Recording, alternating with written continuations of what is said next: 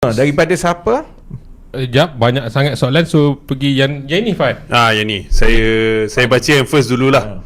Daripada @navishnai4317. Question: rasa macam bersama is similar to muda as both intends to revolutionize politics and introduce the third force. Boleh saudara jelaskan the difference between both and if got electoral pact? Okay, bermula daripada sekarang maybe. Saya ingat semua parti lah bila ia bermula, memang dia bermula dengan niat yang baik. Dan setiap parti itu, tak adalah parti yang kata dia ditubuhkan untuk sesuatu perkara yang buruk, kan. Jadi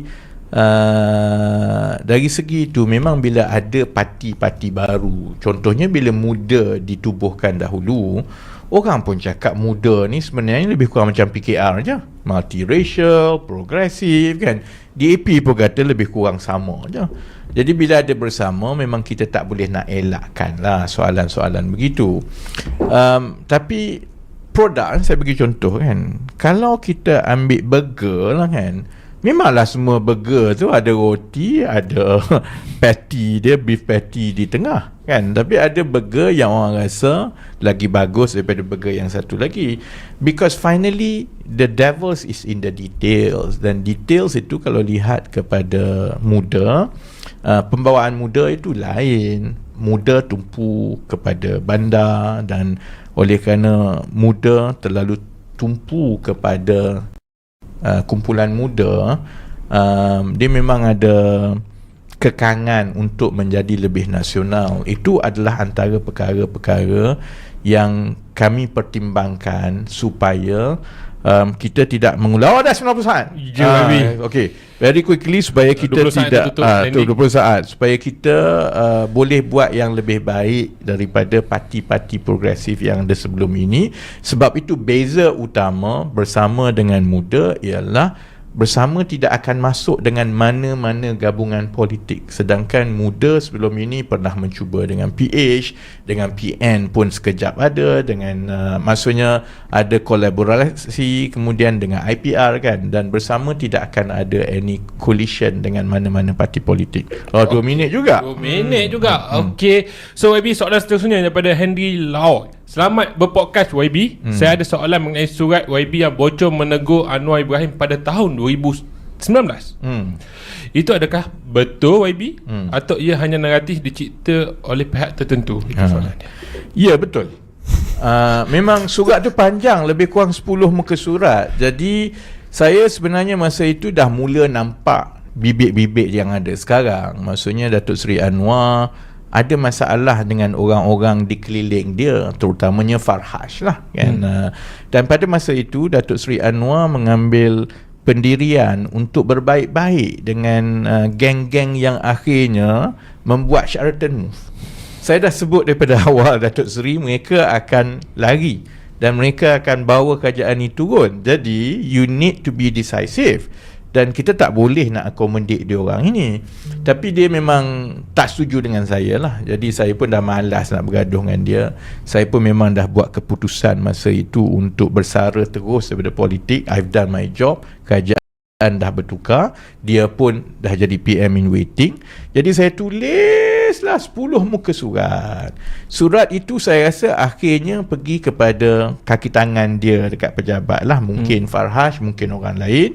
Dan surat itu itu surat peribadi kepada Anwar Ibrahim tau. Sepatutnya dia seorang je baca.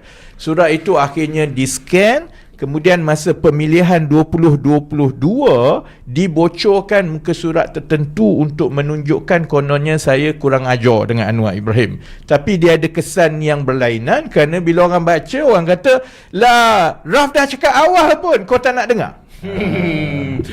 Okay, YB. So YB, kita nak berhubung dengan pendengar kita. Adakah anda rasa YB perlu anjakkan kepada 2 minit untuk menjawab atau tidak? Kalau ya, Tak, jangan. Ini masalah manusia. Kalau kita dah set target itu and is a stretch target, you jangan pandai-pandai pergi tukar. Okey, baik. Dah 90 saat lah. Dan ada beberapa komen yang mengatakan tolong pilih soalan yang lagi baik. Tapi untuk maklumat semua tengah tonton sekarang ni, kami tengah go through live chat ni, mana soalan yang rasanya okey kami masukkan, and boleh nampak dekat screen tu actually screenshot banyak ni. So kita try our best to pick up your question lah. Kalau tak di pick up lagi, tanya balik soalan tu lagi sekali. Tanya banyak-banyak. Okey baby, kita pergi soalan seterusnya daripada Muhammad Nur Aiman 4251. Kalau estate bersama berpeluang untuk bentuk kerajaan, apa perkara yang YB boleh buat untuk kawal kebanjiran warga asing dan pelarian Pelarian Rohingya. tak tahu ada typo kat sini, dengar serius. Sebab mana-mana parti jadi kerajaan pun gagal handle isu ini. UNHCR. UNHCR. Okey, sorry. Sebab itu kalau tengok daripada agenda penting, 12 agenda bersama tu, memang salah satunya ialah untuk menurunkan jumlah pekerja asing di negara ini kepada hanya 5% daripada jumlah pekerja. Dasar itu sebenarnya memang dah ada di dalam RMK 13. Itu memang saya dah berkeras dahulu dah tinggalkan.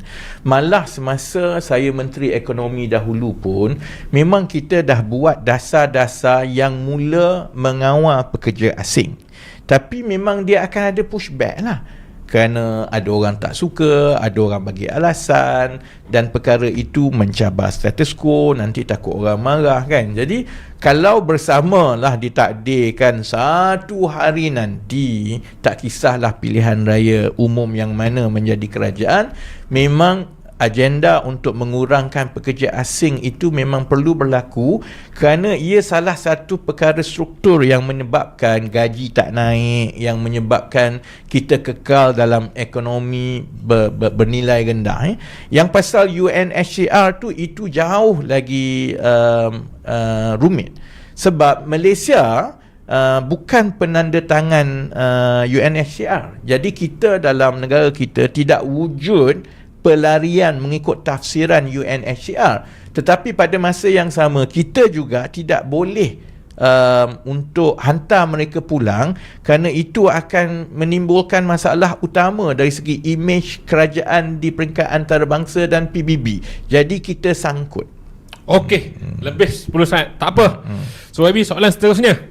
Yuan Kwan S tanya, just try my luck. RR wrote the perlembagaan for PKR and now for Bersama. What change in the letter that will prevent the kind of corrupt or rot happening in PKR? Saya tidak tulis perlembagaan PKR yang ada sekarang.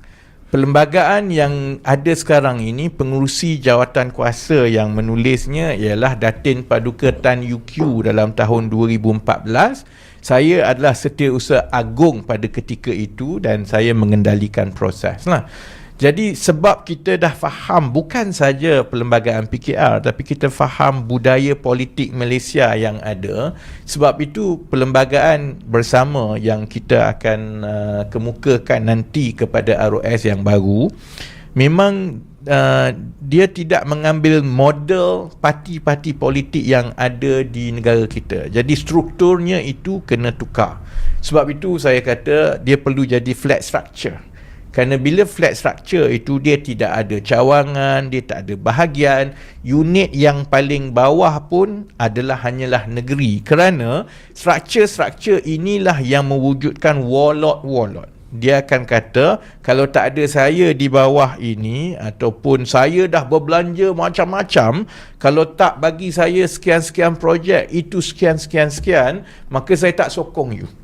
Jadi flat structure itu adalah sangat penting. Yang kedua, dalam tempoh 10 saat terakhir, ialah dari segi nanti untuk bertanding menjadi pimpinan bersama, dia ada kriteria merit. Maksudnya kita tidak akan ada AJK kosong. AJK kosong bertanding untuk jadi ahli majlis tertinggi ini sebenarnya sangat berbahaya. Sebab kalau dia ada duit, walaupun dia tidak ada latar belakang apa-apa, dia boleh kempen dengan wang, tiba-tiba dia jadi ahli majlis tertinggi, tiba-tiba dia nak jadi menteri. Kita akan buat berdasarkan portfolio supaya ahli boleh nampak sendiri, engkau ni kaya macam mana pun, tapi nak bertanding untuk portfolio kesihatan, engkau ubat pun kau tak faham. Jadi dia tak menang. Okey.